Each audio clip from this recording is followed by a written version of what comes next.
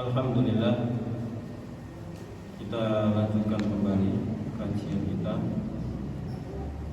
Terakhir kita sampai pada faedah-faedah dari hadis 70.000 orang yang masuk surga tanpa hisab dan tanpa azab.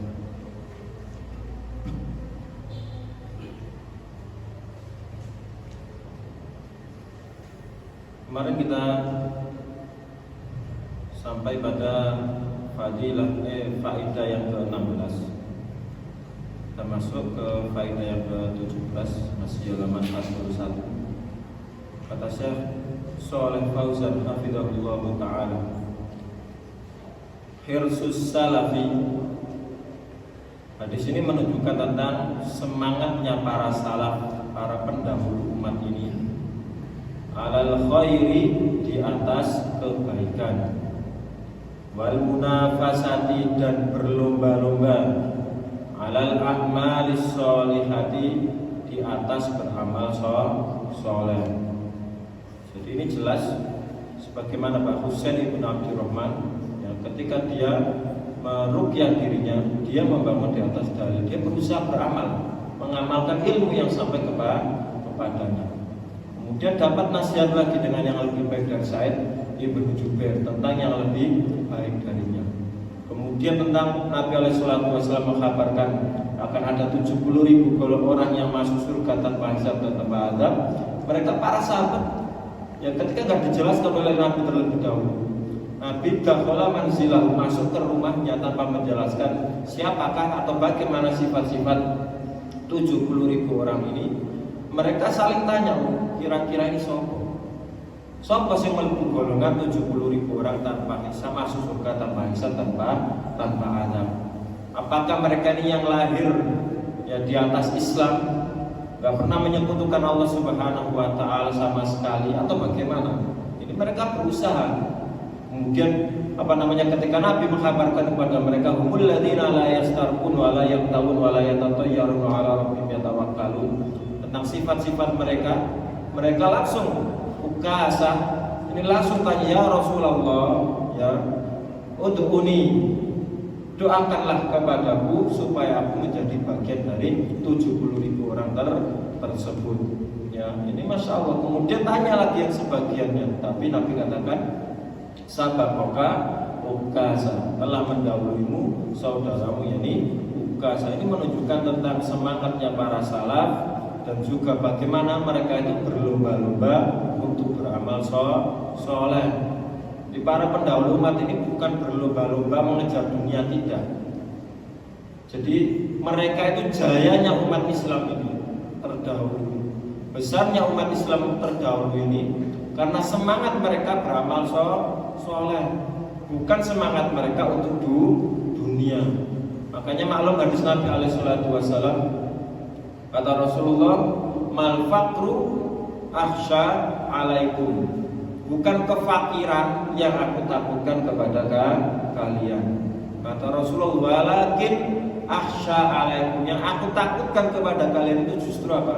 Antum satu alaikumud dunya fatanafasuha, maka dibukakan, yang aku khawatirkan itu dibukakan kepada kalian dunia sebagaimana telah dibukakan alaman kana qablakum, kepada orang-orang terdahulu, fatatanafasuha kama yatanafasuha, kemudian kalian saling berlomba-lomba mengejar dunia sebagaimana orang terdahulu mengejar dunia, berlomba-lomba mencari dunia, kenikmatan dunia. Maka sikap ini justru membinasakan mereka. Oh yo adunya, ya ibu si fulan juga, aku harus lebih dari atasnya. Kalau dahulu para sahabat itu enggak. Ya maklum kisahnya Umar bin Khattab, ya saingan. Piye carane aku iso ngubuli Abu Bakar di dalam beramal, di dalam sedekah. Bukan ngumpuli sugih, tidak. Ya, Nabi tanya kepada Umar bin Khattab, apa yang aku tinggalkan dari hartamu? Kata Umar, nisfahu, setengahnya aku tinggalkan untukku dan untuk keluarga. Datang Abu Bakar bersedekah.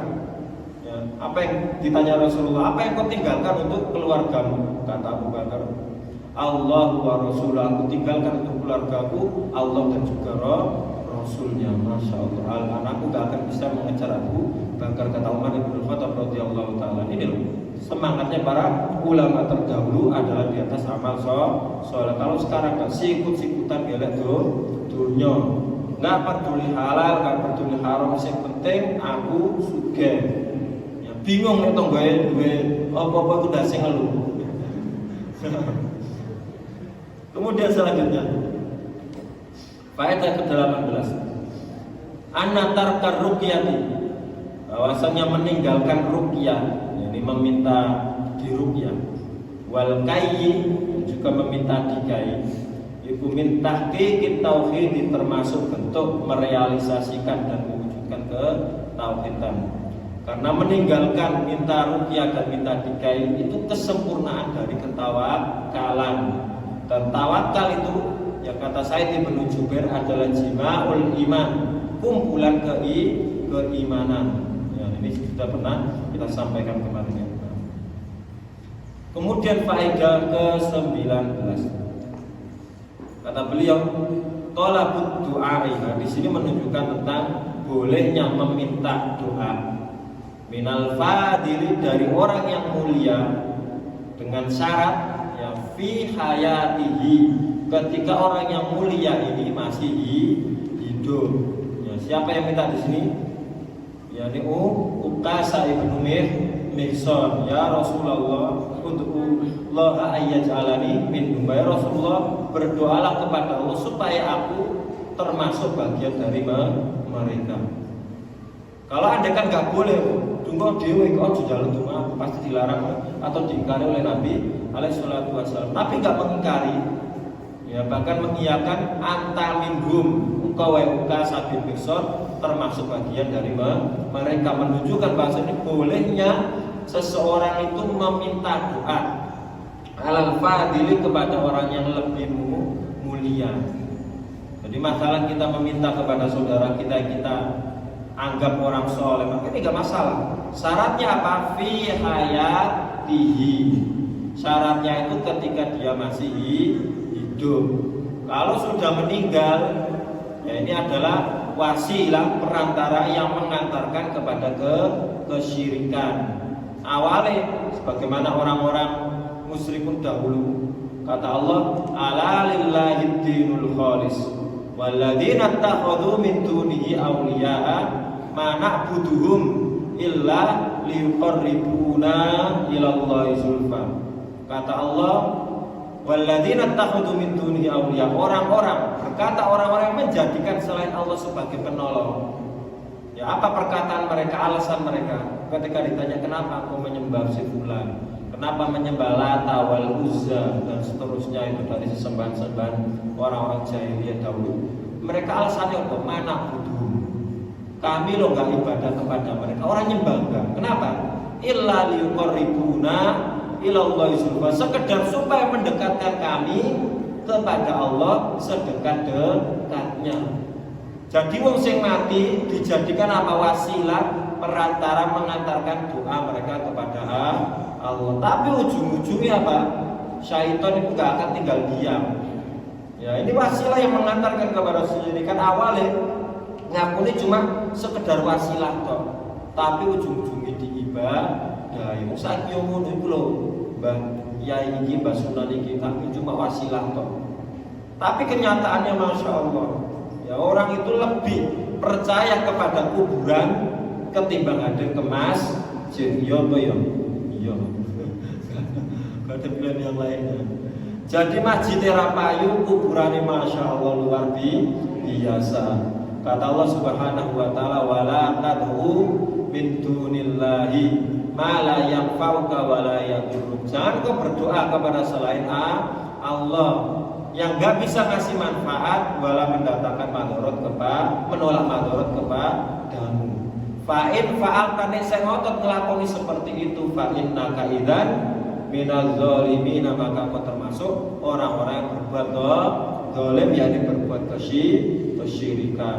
Ya, ingat ya, syaratnya harus ketika hidup. Jadi wasilah yang masyhur ada berapa? Nah, kita sampaikan, Mas Nafirin. Kira-kira ono piro Mas Nafi? Mas Nafi. Wasilah yang masyhur yang disyariatkan ada berapa? Ada yang tahu? Bapak-bapak? Pak Yudi? Ada berapa dulu? Ya wis satu pakai Asmaul Husna. Kemudian yang ini tadi hadis yang kita baca ini. Orang soleh yang masih hidup. Kemudian yang terakhir ya sudah ini yang kedua amal soleh. Jadi wasilah yang masyhur ini sekedar tambahan faedah itu ada di tiga. Yang pertama menjadikan perantara berdoa kepada Allah dengan nama-nama Allah yang baik. Kata Allah Subhanahu wa taala walillahil asmaul husna, dan Allah memiliki nama-nama al-husna yang terbaik. Fad'uhu kata Allah, maka berdoalah kepada Allah biha dengan menggunakan perantara wasilah nama-nama Allah tersebut. Makanya yang dicontohkan oleh Nabi alaihi salatu wasallam ketika apa? Seseorang adroka lailatul qadar, dari hadis Aisyah radhiyallahu taala apa doa ketika menjumpai Lailatul Qadar? Allahumma innaka afuwun. Afuwun ini kira-kira apa? Nama Allah tidak? Nama Allah afuwun. Innallaha kana afuwan ghafura. Jadi kata Rasulullah, Allahumma innaka afuwun tuhibbul afwa. Ya, jadi yang pertama apa? Tidak berdoa. Jadi menyebut menyanjung Allah dengan nama-nama Allah. Allahumma innaka afuwun, sesungguhnya Engkau adalah Zat yang Maha Pengampun.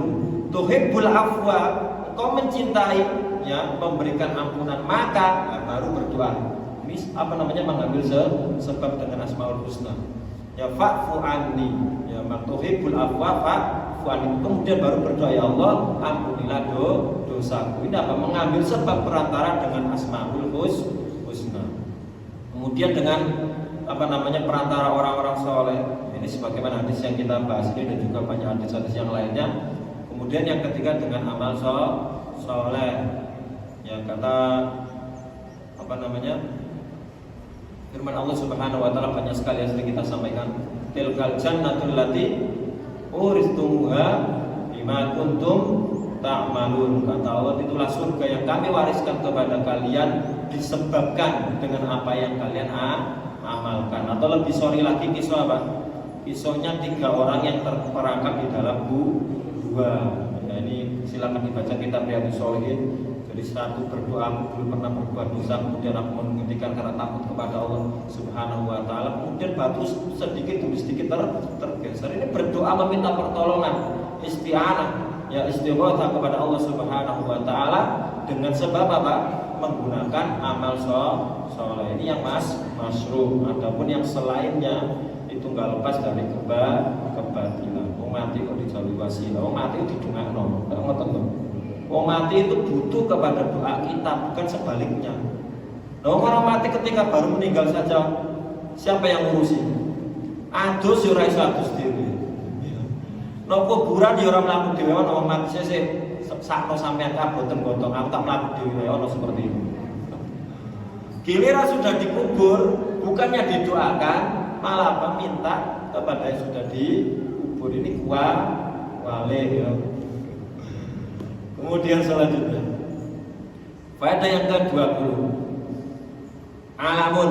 Ini bukan ilmu cara membacanya ya. Alamun itu artinya tanda min aqlami nubuwwatihi sallallahu alaihi wasallam, dari tanda-tanda kenabian Rasulullah sallallahu alaihi wasallam. Iya tanda-tanda kenabian ini? Haitsu akhbaro, dari sisi Rasulullah menghabarkan anna Ukasata, bahwasanya Ukasah bin Mihsan iku minas sabaina, termasuk apa namanya bagian dari 70.000 orang alladzina yadkhuluna aljannata, yang mereka ini masuk surga bila hisabin wala adabin, tanpa hisab dan tanpa adab. Jadi Rasulullah katakan apa? Anta minhum, ya anta minhum. Jadi kata apa namanya para ulama ini menunjukkan bahwa Rasulullah tahu Ukasah itu memang termasuk memiliki sifat-sifat yang beliau ini termasuk adalah bagian dari 70.000 orang tanpa hisab tanpa adab. Dan ini adalah nggak mungkin seorang tahu ini kecuali adalah dia termasuk tanda-tanda dari nubuah kenabian Sallallahu Alaihi Wasallam yang merupakan wahyu dari Allah Subhanahu Wa Taala dan terbukti. Ya, fakutilah syahidan. Maka di akhir hayat Ukasha bin Mihsan ini beliau itu terbunuh syahid dan dalam keadaan syahid fi hurubir riddati radhiyallahu an, pada peperangan memerangi orang-orang yang murtad, semoga Allah meridhoi beliau. Jadi di masa kekhalifahan Abu Bakar radhiyallahu taala an itu terjadi gelombang kemurtadan. Jadi Rasulullah meninggal, banyak orang-orang yang lemah imannya, mereka itu kembali murtad, keluar dari Islam. Kata Nabi alaihi wasallam, man baddala dinahu faqtuluhu. Barang siapa yang mengganti agamanya alias murtad, maka perangilah dia. Maka Abu Bakar radhiyallahu taala sebagai khalifah ketika itu memerangi mereka.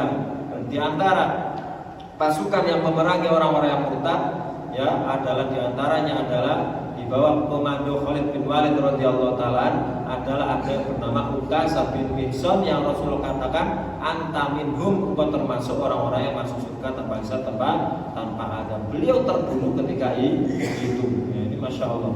Semoga Allah meridhoi beliau. Dan ini jelas pada yang kedua satu menunjukkan tentang fadilatu Ukasha bin Mihsan, menunjukkan tentang kemuliaan keutamaan dari Ukasha bin Mihsan radhiyallahu taala. Beliau ini termasuk as-sabiqun al-awwalun. Ya, kalau kita baca sejarahnya termasuk orang-orang yang awal-awal masuk Islam. Bahkan dikatakan bahwa Ukasha bin Mihsan ini min ajmalir rijal, di antara laki-laki sing ganteng, memiliki paras yang tampan. Itu Ukasha bin Mihsan syahida Badr, dan beliau mendapati mengikuti perang Badar dan juga menemani Nabi alaihi wasallam hijrah ke kota Madinah. Kemudian yang ke-22, istimalul ma'arif, yang menggunakan ya, konteks ya ma'arif itu Rasulullah menggunakan bahasa ketika ada seorang rajul yang meminta doa kepada Rasulullah untuk doakan aku Rasulullah, sabaqa Ukasha, telah mendahului Ukasha. Di sini kata Imam Al-Qurtubi rahimahullah taala beliau mengatakan orang yang kedua ini itu enggak memiliki keadaan, ya, enggak masuk kriteria sebagaimana kriteria Ukasha bin Mihsan. Jadi Rasulullah pengen enggak ngomong kemudian kamu itu enggak masuk hitungan. Ya, itu kan apa? Sesuatu yang kurang mengenakan kepada hati. Rasulullah menggunakan ma'arif, bahasa kiasan yang lebih baik agar apa? Enggak menyinggung apa yang ada di orang yang meminta yang kedua ini namanya ma'arif. Wa husnul khuluqihi, dan ini menunjukkan tentang bagusnya akhlak Nabi alaihi salatu wassalam. Haitsu lam yaqul lirrajul, dari sisi Rasulullah tidak berkata kepada rajul tersebut lirrajulil akhir, kepada rajul yang kedua, lasta minhum, engkau bukan bagian dari mereka, enggak mengucap seperti itu, tapi sabaqa Ukasha, kamu telah didahului kedisianmu Ukasha. Makanya di sini kalau ada pintu kebaikan itu segera nagage, ojo linga-linga ya. Kuatir apa nanti kebaikan itu justru lepas dari kita. Dan ini adalah faedah juga bahwasanya saddud dzara'i, yang membendung jalan. Nah, dari asalnya orang ini banyak yang nggak masuk bagian 70.000 orang tanpa hisab tanpa adab, ya, yang masuk surga, ya, supaya nggak kemudian minta kepada Rasulullah membendung jalan dengan sabaqa Ukasha. Li alla yaquma, supaya nggak berdiri man laisa ahlan, orang yang bukan termasuk ya dari 70.000 orang masuk surga tanpa hisab tanpa adab, fayaruddu, maka akhirnya tertolak, yakni dihalangi dengan doa yang akan ucapan Nabi sabaqa Ukasha. Wallahu a'lam bishawab. Kita lanjutkan masuk halaman 42, yang hanya dilihat halamannya 42. Kata mu'allif dari Syekh Muhammad bin Abdul Wahab rahimahullah taala, babul khaufi, bab yang membahas terkait dengan al-khauf, rasa takut, minasyirki dari kesyirikan. Ya, jadi kalau bab pertama tentang fadlul tauhid, kemudian apa? Ya, ini bab yang kedua fadlul tauhid, keutamaan tauhid, kemudian orang yang merealisasikan tauhid, realisasinya apa? Kemudian di sini beliau membuat bab yang menyempurnakan bab-bab terdahulu, yakni apa? Al khaufu minasyirki. Wedi.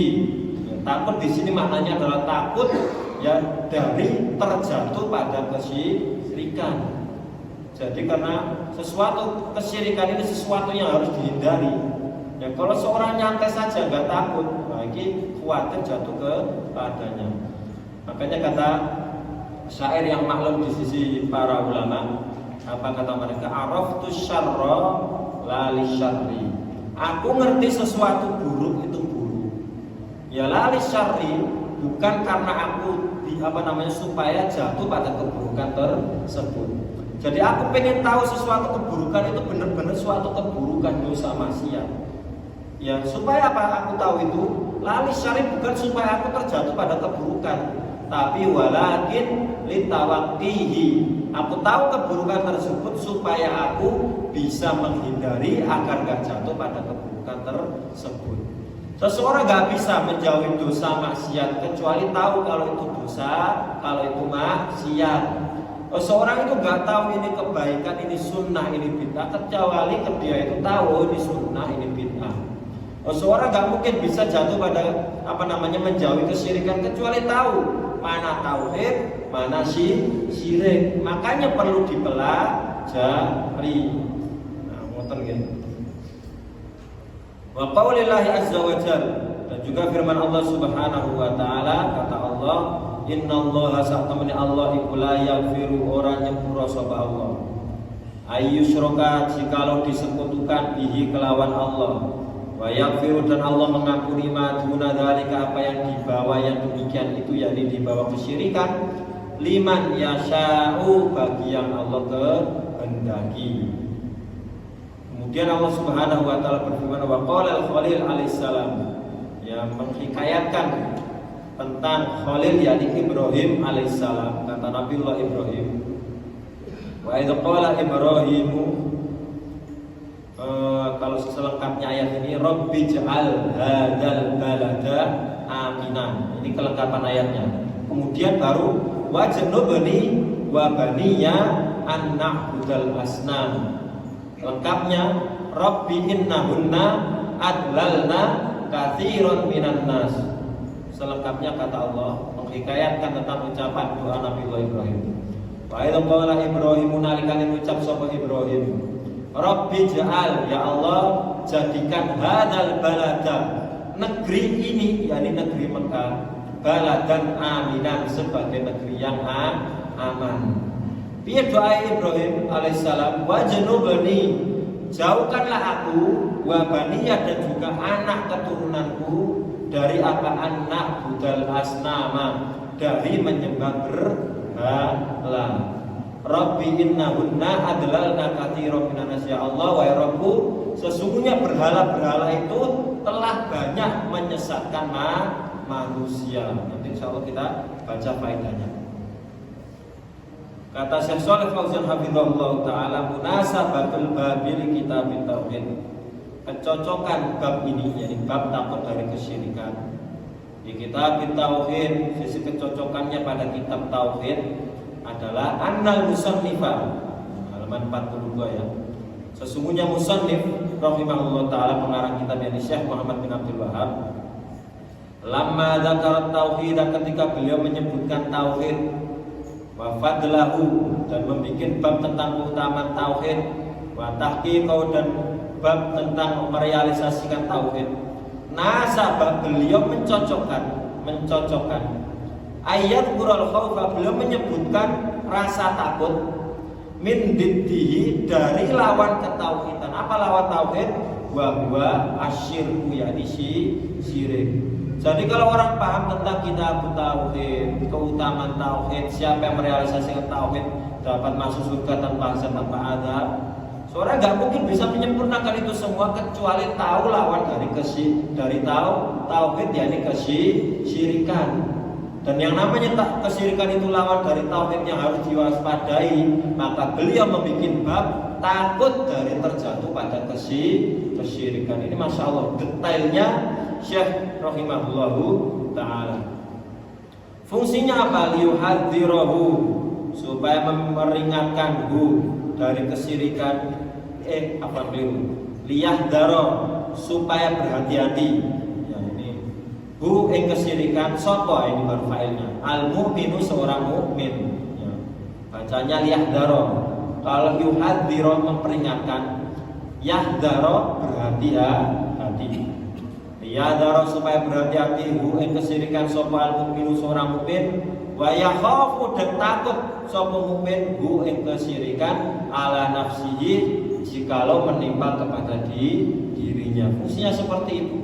Jadi beliau membuat bab ini supaya seorang mukmin hati-hati dari bahaya kesyirikan. Syirik itu bahaya, yang menyandingkan sesuatu yang haknya khusus untuk Allah Subhanahu wa taala, dia samakan, dia palingkan kepada Allah Subhanahu wa taala.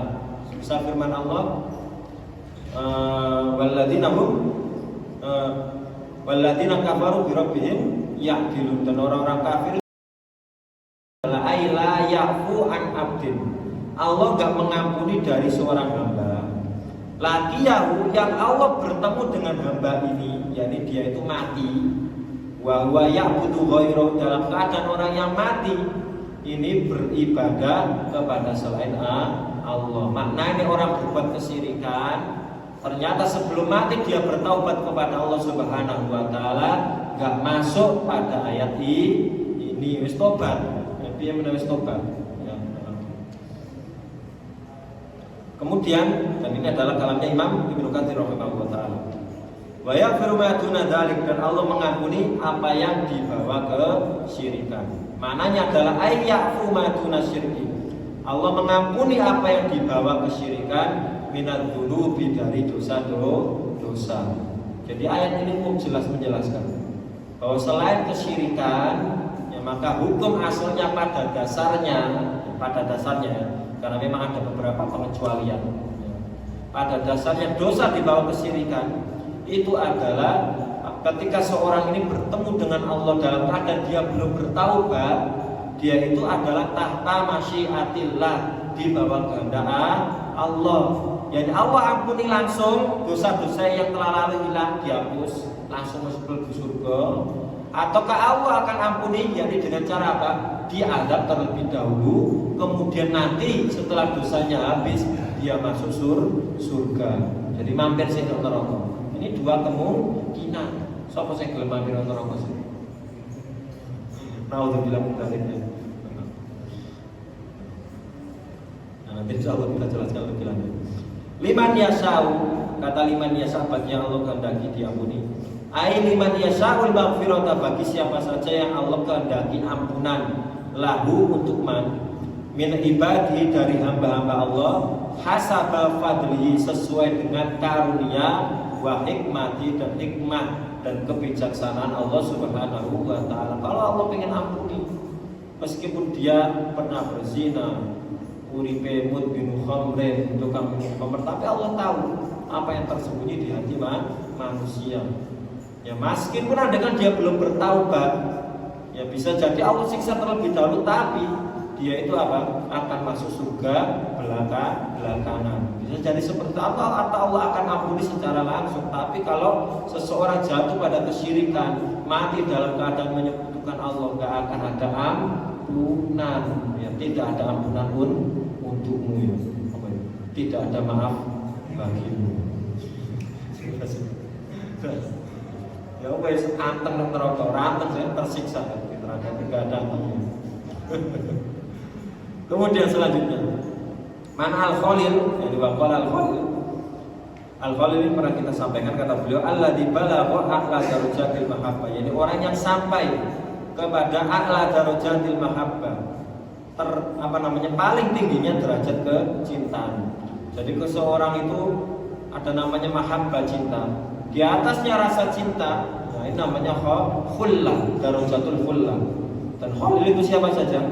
Ada yang tahu? Kemarin pernah kita sampaikan dulu. Siapa saja khalil itu? Mas Heru? Siapa Mas Nafirin?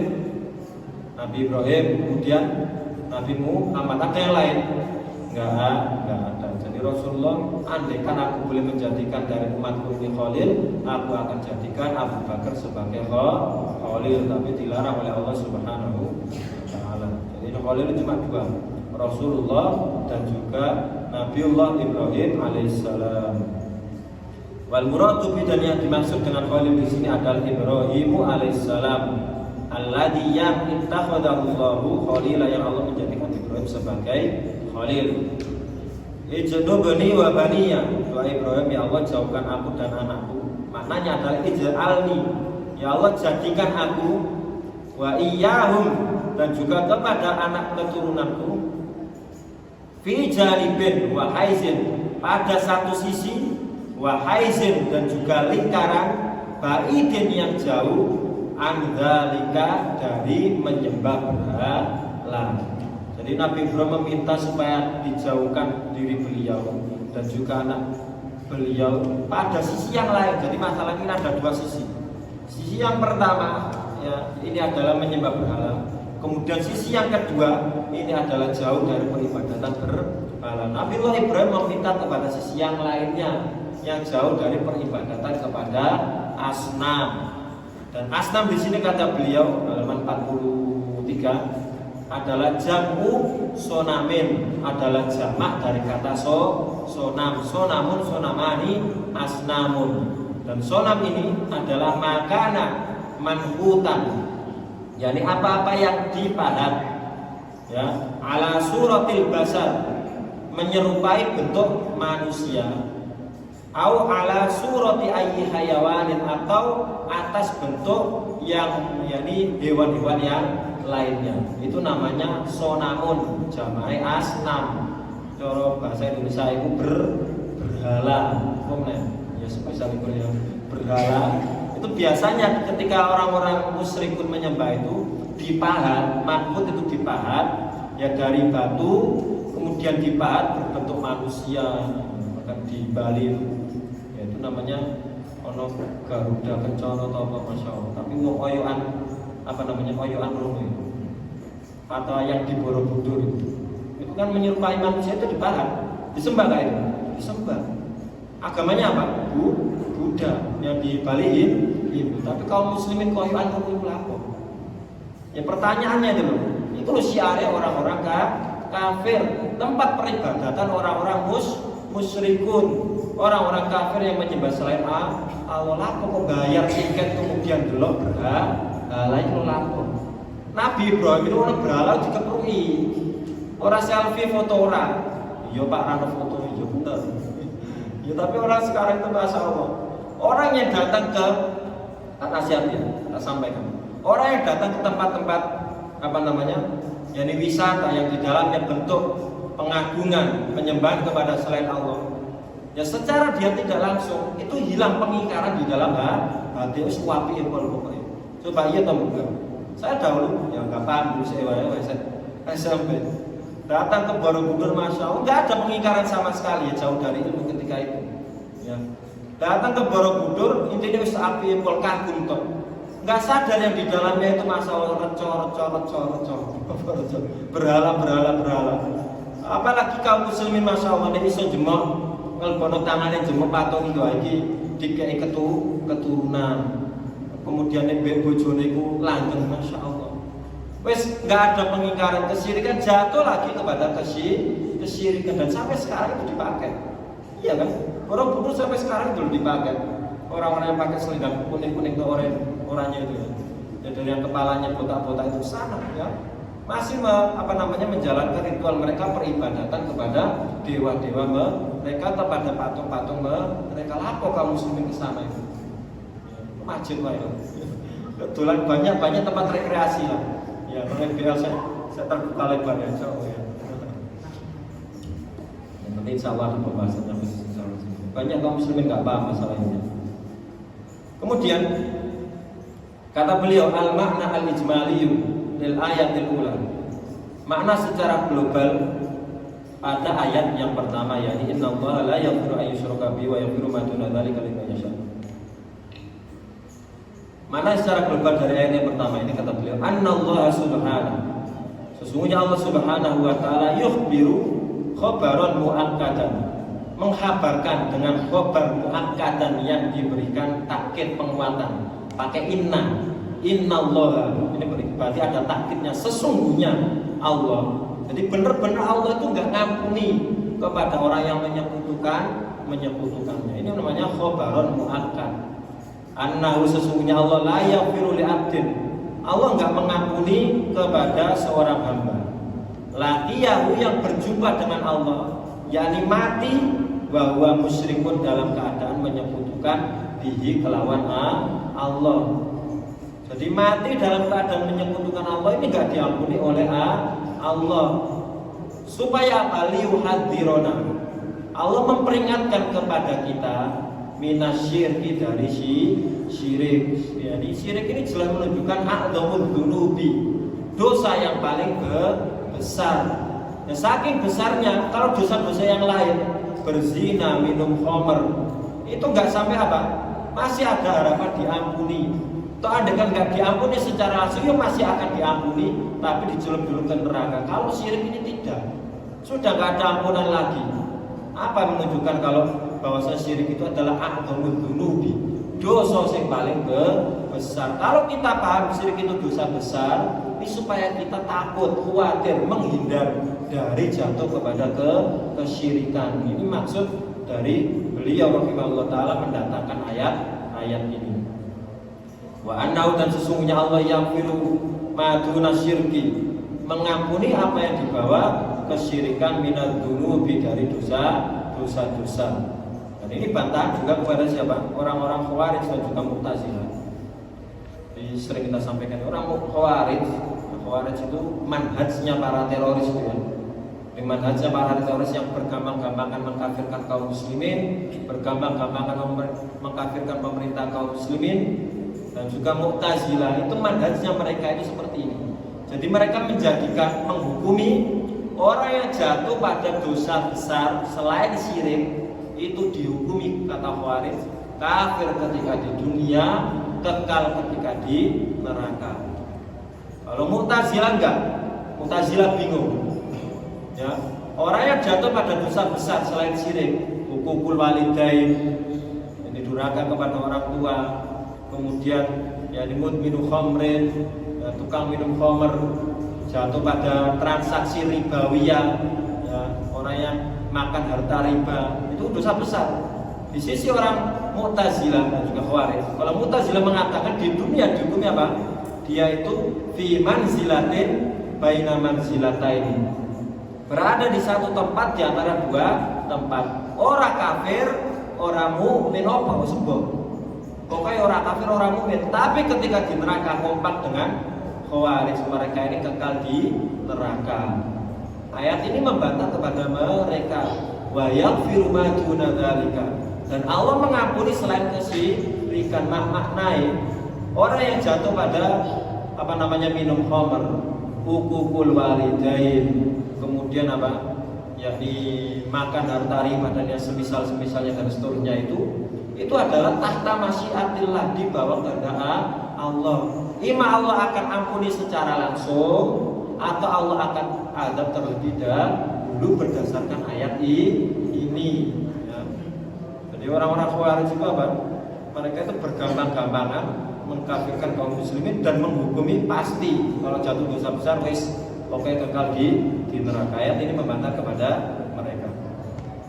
Liman yasha'u, bagi yang Allah kehendaki, ayyaghfira lahu, Allah mengampuninya dalam rangka tafaddulan, ya, karena maf'ul li ajli, karunia, memberikan karunia, wa ihsan, dan berbuat ihsan kepada mereka itu, supaya apa? Li alla taknato, li alla naknato, ini bukan naknatu ya, supaya kita tidak berputus asa min rahmatillahi, dari rahmat Allah subhanahu wa ta'ala. Kata orang itu kalau sudah jatuh pada dosa besar, ya Allah, wis putus asa, wis aku ini wis mlebu neraka, ini jangan berputus asa.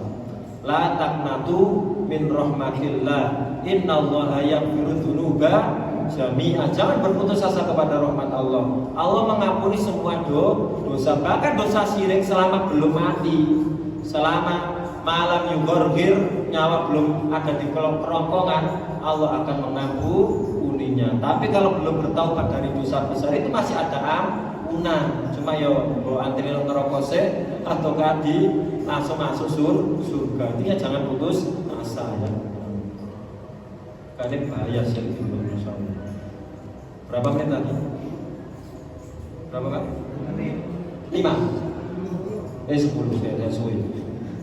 Kemudian munasabatul ayat ini lil bab. Sisi kecocokan dua ayat tersebut lil bab pada bab, yakni bab al-khauf minasyirki. Annal ayat al-ula, ayat yang pertama. Yaitu dulu anasyirka menunjukkan bahwasanya syirik yaitu a'dzamud dzunubi merupakan dosa yang paling besar. Karena apa? Li'anna man mata alaihi, karena orang yang mati di atas kesyirikan la yughfaru lahu, tidak akan diampuni. Ya, tidak akan diampuni. Ini dosa syirik besar ya. Adapun syirik kecil yaitu adalah tahta masyiatillah, ya bahasa Nabi adalah oh iya ya. Iya, Pak, keliru. Al-mana al-ijmali oleh ayat tsaniyah. Mana secara global dari ayat yang kedua yang belum dibaca ini. Anak Ibrahim al-Khalil alaihi salatu wassalam, sesungguhnya Ibrahim al-Khalil alaihi salatu wassalam yad'u rabbahu azza wajalla. Beliau berdoa kepada Rabb-Nya azza wajalla. Berdoa apa? Ayyaj'alahu, supaya Allah menjadikan diri beliau, diri beliau, wa bani dan juga anak keturunannya fi janibin ba'idin, dari sisi yang jauh, an ibadatil asnami, dari beribadah kepada berhala-berhala. Wa an yubaidan, dan beliau berdoa supaya dijauhkan bainahu, antara beliau, wa bainaha, dan juga antara berhala-berhala. Kenapa seperti itu? Li'annal fitnata biha, karena sesungguhnya fitnah, ujian biha, dengan berhala-berhala tersebut, azimatun, itu sangat besar. Wala ya'manul wuku'a, dan Ibrahim itu gak merasa aman al-wuku'a, dari terjatuh fiha, pada kesyirikan. Coba perhatikan ikil Ibrahim Khalilur Rahman, orang yang mendapat derajat Khalilul lagi si Allah, yang sendirian seorang diri menghancurkan berhala-berhala sampai mau dibakar kaumnya, sampai diusir oleh bapaknya dewe. Itu saja khawatir kepada dirinya dari apa? Dari kesyirikan, dari penyembah berhala. Bagaimana dengan kita yang dakwah kita itu Masya Allah nggak tahu kita ini, yang kemudian merasa aman dari kesyirikan, maka kita itu lebih layak lagi, lebih khawatir dan lebih takut daripada Ibrahim. Kita senantiasa minta kepada Allah Subhanahu wa taala dijauhkan dari kesyirikan dan beribadah, memalingkan ibadah kepada selain Allah Subhanahu wa taala. Insyaallah sampai di sini dulu. Ada kurang lebihnya kami mohon maaf. Insyaallah masih ada waktu besok. Saya komandan. Masih ada Selasa. Ya, insyaallah kita lanjutkan pada pertemuan selanjutnya. Kurang lebih kami mohon maaf. Subhanakallahumma bihamdika asyhadu an la ilaha illa anta astaghfiruka wa atubu ilaik. Assalamualaikum warahmatullahi wabarakatuh.